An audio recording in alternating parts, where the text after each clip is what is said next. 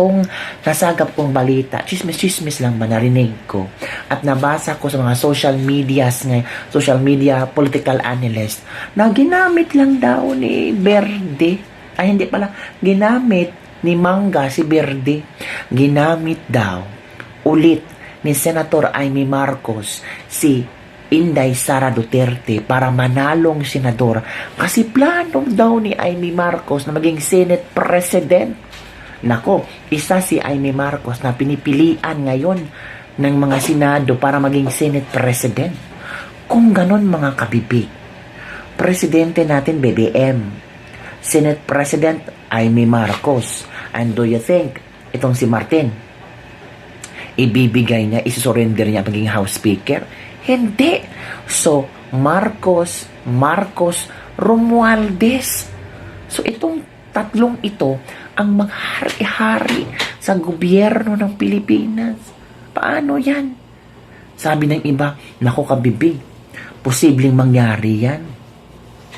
Kasi, para yatang marami ang believe kay Amy Marcos ngayon.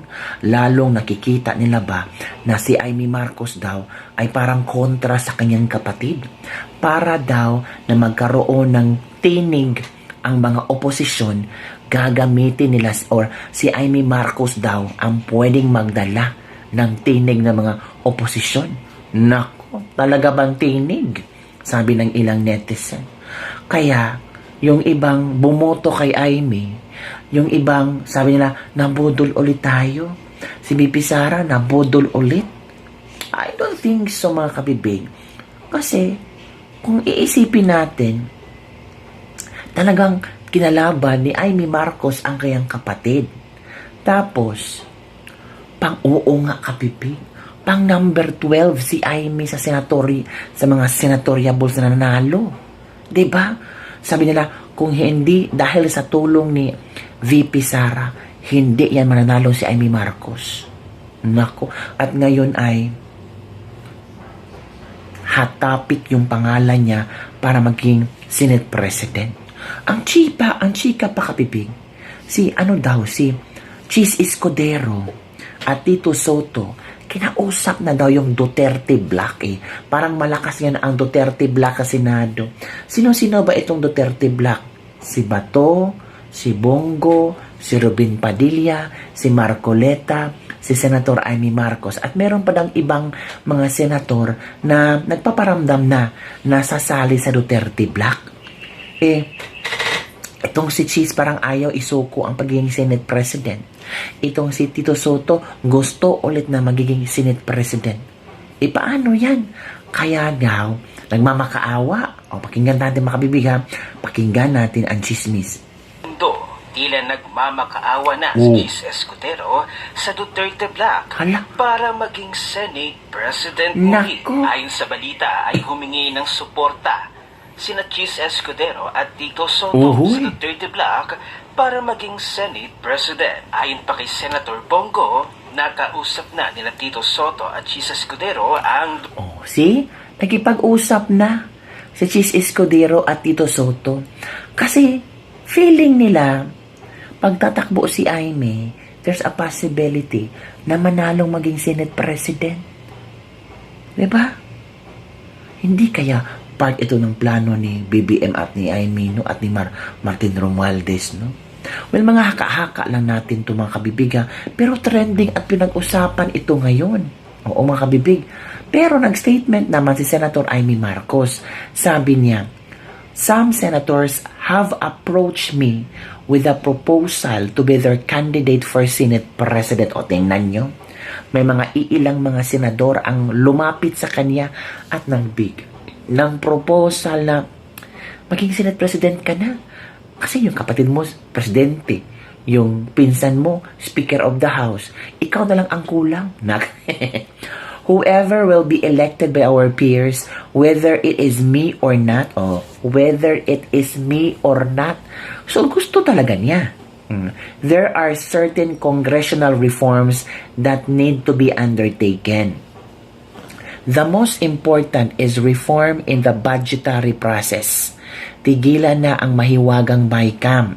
Yung kapatid mo na gustong umatin sa BICAM. tapos tigilan na ang mahiwagang bycam. Ano ba talaga? Ay magkasalungat talaga kayo ng kapatid mo, no? Si BBM gustong sumali, gustong manood, gustong umaten sa bycam hearing. Diba? The right priorities in spending, considering our recurring fiscal deficits and huge indebtedness. At least alam mo, aware ka na sobra-sobra ang pag-uutang-utang ng kapatid mo must be legislated. Food security and support to our farmers and fishermen, education, health, and truly necessary social services. Alam niyo mga kabibig, itong mga senador na ito ba, puro talaga mga farmers at fishermen, parang lumang tugtugin, lumang plaka, parang sa dami-dami ng mga politiko na palaging isinasalit nila ang mga farmers, ang mga fishermen, meron ba silang nagawa? Meron ba silang natulong? Guminhawa ba ang buhay ng ating mga farmers at fishermen? Di ba? Wala. Parenthetically, once the OP has submitted the NEP to Congress, the power of the purse must be respected. The DBM statement that the President will involve himself in the budgetary process after the NEP is submitted is infirm and unconstitutional. O, ito na ha. Ito na. Sinabi ko sa'yo. O, sinabi na niya dito na ang gusto ni BBM na sumali siya sa budgetary processes, it's infirm and unconstitutional. We should also start electoral reforms, including political party reforms, which have become mere tools for personal ambition rather than public interest. Above all, the Senate as a guardian of national interest must always be upheld, its independence non-negotiable. So yun po ang statement ni ni Senator Amy Marcos hinggil sa issue na posible ba siya na magiging Senate President. Nako, paano yan mga kabibig? Paano yan? Para yatang nag-iiba ang kulay, no? Pa-after manalo, sabi ng ilang mga netizen. Ay, nako mga kabibig. Sabi dito ni Miss Cathy Binag. Ito ha. Nagpapasalamat ako kay Amy sa pagsiwalat niya about the illegal and kidnap arrest of PRRD. It's just that yung timing when niya ginawa to, and it also benefited her for election naman. Maraming nagpasalamat kay Amy Marcos. Pati nga si Legal Counsel Nicholas Kaufman. Sabi niya, yung Senate hearing na ginawa ni Amy Marcos ay pwede namin kunin para maging part sa ebidensya. Maraming mga DDS nagpasalamat kay Amy Marcos. Pero noong time ng Senate hearing, sabi ni Senador Bongo, huli na ang lahat. Pati nga si Hanilet. Sabi niya, ek lang. Tingnan mo. Hindi nga naniwala si Hanilet. Sabi ni Katibinag ha, nakukulangan pa din ako sa sincerity ng kanyang intention. Half-hearted pa din siya for me. Hindi pa din niya kayang sabihin na vangag ang mag-asawa. Diba? Yun ang kabibig. Yun ang hinihintay ng maraming Pilipino na sasabihin ni Amy Marcos na oo, bangag yung mag-asawa. Parang doon talaga solidified ang ibibigay na tiwala ng maraming Pilipino kay Amy Marcos. Kaya sabi tama si Cathy Binag, parang totoo ang mga sinasabi niya. Parang si Amy Marcos kasi is parang natatakot pa rin. Parang may mga tinatagong sikreto na ayaw ibulgar o may mga plano na ayaw malaman. Pero sabi dito, if sasabihin ni Amy, totoo sinasabi ni PRRD na vangag kapatid niya, maniniwala pa ko sa sinseridad ng kanyang intensyon, hindi pang-eleksyon lamang. Diba? Yun mga kabibig. So, paano na yan? Sabi ng ilang netizen, yes, I agree with you, Miss Cathy. Correct, totoo yan. Sinasabi ni Manang Aimee. Miss Cathy, pasintabi lang bakit yung sinasabi mo USB, hindi mo pa rin nilabas? Yun ang real evidence kung andun yung mismong nagamit sila. Ito naman ang sagot ni Cathy Binag. I'm at eyewitness, higher evidence in court. Need pa ba ng USB kung siya talaga ay kitang-kita sa kanyang mata? Obviously, sabi pa dito, obviously, ginawa yun ni Amy Marcos for her personal and political gain. Huwag umasa, baka masaktan lang. May dugong traidor, nasa DNA na nila yan. Delikado maging Senate President itong si Amy. Budol ulit. Nako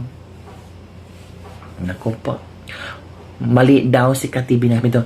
Kapatid niya yan, hindi niya kailangang ipahiya ang kanyang kapatid para may mapatunayan sa kahit kanino. Sometimes we need to see kung ano ang kaya niyang gawin at mga nagawa niya. Huwag masyadong focus doon sa mga mahirap at hindi na nakabuti sa kanilang pangalan. Sinagot naman ni Cathy Binag, when you oath that you will serve the country and the people, walang kaibigan at walang kamag-anak dahil priority mo dapat ang bayan. Ito pa, Amy is not for Filipinos. Look what happened. Her wedding in heaven. Amy knows what is happening around her. VP the treat to confidential. Ano ba ito mga sinasabi ng ibang tao dito? Kaya wala akong tiwala kay Amy Marcos at sa lahat ng mga Marcos. Kahit maganda na ginagawa, laging may hidden agenda na pang sarili niya. Ang priority nila ay ang sarili nila, hindi ang service for the Filipino people. So yung kabibigay, yun ang mga komento ng ating mga netizen. Ano ang iyong komento? Na maniniwala ba kayo na si VP Sara ay nabiktima ulit, second time budol ulit ni Amy Marcos? At grabe naman talaga, no? Senate President. 3 Marcos, Presidente.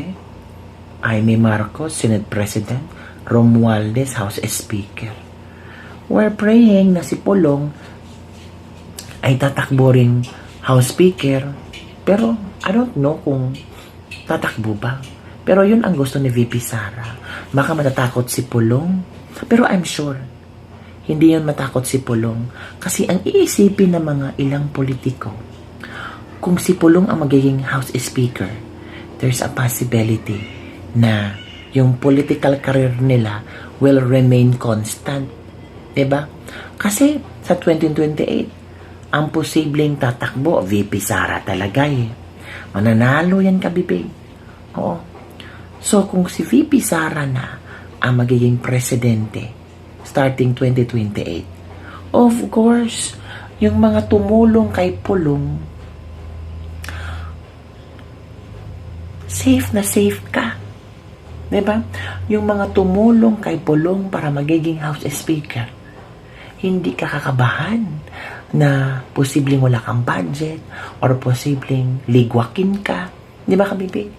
So, yun ang iisipin din mga ilang politiko. Si Marcos kasi, after ng kanyang term, goodbye. When Marcos said goodbye, wala na rin niyang si Tambaloslos. Mawawala na rin ang kanyang kinang. Kaya iisipin ng ilang politiko, how to survive? Pulong Duterte. Kasi siya, kapatid ni VP Sara, na magiging presidente sa 2028. Kaya nga sabi ni BBM, kailangan na linisin ang kanyang kabinete. Kailangan hindi tayo mamumulitika ngayon kasi ang taong bayan na ang nagsalita. Ayaw na niya ng politika. Base sa nakuhang botos nila sa alyansa na talagang supalpal sila, mga kabibig. So yun lang po mga kabibig ang ating latest libak-libak for today. Ano ang inyong opinion hinggil dito? Do you think mananalo si Senator Amy Marcos at Senate President?